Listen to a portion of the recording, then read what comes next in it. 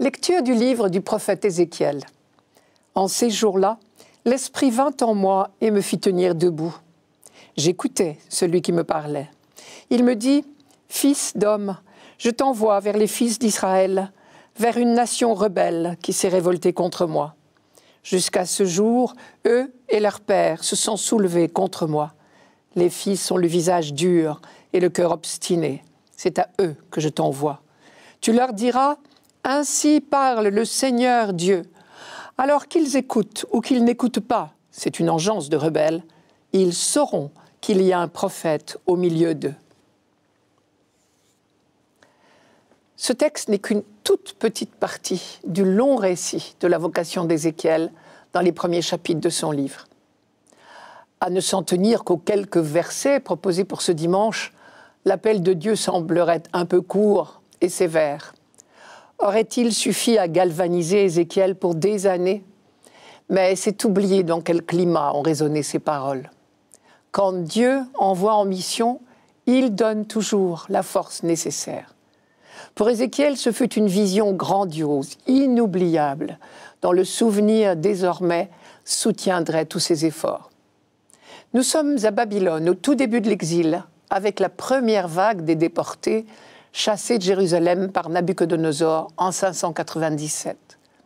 Très loin, là-bas, sur la colline de Sion, le temple de Jérusalem est encore debout et Dieu y réside toujours, puisqu'il l'a promis. Mais alors, que reste-t-il aux exilés?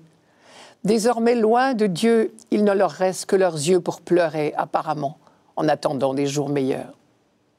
Mais voilà que Dieu s'adresse à Ézéchiel, ici, bien loin de la mère patrie et du temple. C'est la première très bonne nouvelle de ce livre.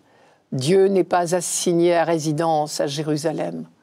Il est également présent à Babylone, au bord du fleuve Kébar, là où est déporté son peuple.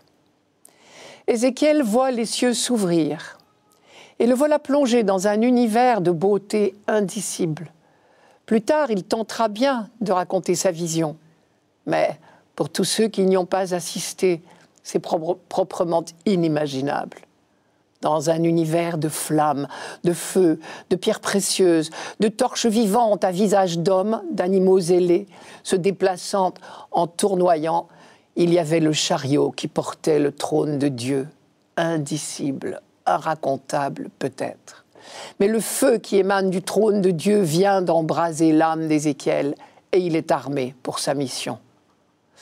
Laquelle promet d'être difficile, je vous rappelle le texte. « Fils d'homme, je t'envoie vers les fils d'Israël, vers une nation rebelle qui s'est révoltée contre moi. » On a peut-être un peu trop l'habitude de croire que le peuple en exil à Babylone ne faisait qu'un autour de ses prêtres et de ses prophètes, dans la fidélité à la loi et l'espérance du retour.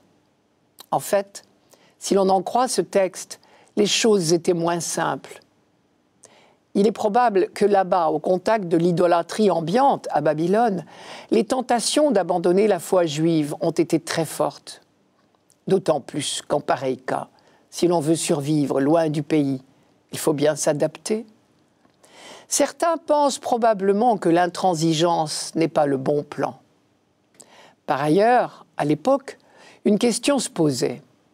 Si nous sommes le peuple vaincu, n'est-ce pas une preuve que notre Dieu est moins puissant que les autres, et en particulier celui de Babylone? Et du coup, certains étaient tentés de changer de religion. On devine à travers ces lignes que le prophète aura fort à faire. Le mot « rebelle » revient plusieurs fois sous sa plume. C'est une engeance de rebelles. Jusqu'à ce jour, eux et leurs pères se sont soulevés contre moi, et les fils ont le visage dur et le cœur obstiné. On pourrait diagnostiquer une rébellion congénitale, en quelque sorte. Thème connu bien avant Ézéchiel. Déjà Moïse s'en plaignait. Ce n'est pas un hasard. Si Moïse avait transformé le nom de l'étape de Réphidim dans le Sinaï en Massa et Mériba, qui veut dire épreuve et querelle, en souvenir des récriminations continuelles du peuple pendant l'Exode. Des siècles plus tard, à l'orée de l'exil justement, méditant cette rude expérience de Moïse, le livre du Deutéronome lui faisait dire « Souviens-toi N'oublie pas que tu as irrité le Seigneur ton Dieu dans le désert. Depuis le jour où tu es sorti d'Égypte jusqu'à votre arrivée ici, vous avez été en révolte contre le Seigneur. Et le Seigneur m'a dit, je vois ce peuple, eh bien, c'est un peuple à la nuque raide. Dans le texte d'aujourd'hui, le reproche est particulièrement cinglant, car le peuple est comparé à Pharaon lui-même, le modèle de l'endurcissement du cœur. Au verset 4, quand le prophète dit « les fils ont le cœur obstiné », il emploie exactement le même mot hébreu que celui qui avait caractérisé le roi d'Égypte dans le livre de l'Exode. Le cœur du Pharaon resta endurci, disait le livre de l'Exode au chapitre 7. C'est donc la suprême injure. Voilà Ézéchiel bien prévenu. Et ce peuple est si rebelle que le prophète, à n'en pas douter, aura fort à faire pour faire entendre et justifier son autorité. C'est pourquoi il précise bien qu'il ne parle pas de lui-même. Il dit « L'Esprit vint en moi, il me fit tenir debout ». Et cette parole qu'il proclame n'est pas la sienne. Il prend soin, là encore, de préciser « Ainsi parle le Seigneur Dieu ». Mais justement, à travers la gravité même des reproches adressés par Dieu à son peuple, on peut lire la deuxième très bonne nouvelle du texte de ce dimanche. Ce peuple est dur et indocile, nuque raide, soit, eh bien, même cela n'arrête pas la fidélité de Dieu à son alliance. Quelle que soit leur attitude d'écoute ou de refus, ils sauront qu'il y a un prophète au milieu d'eux. Traduisez, ils sauront que Dieu continue de leur parler, de les appeler.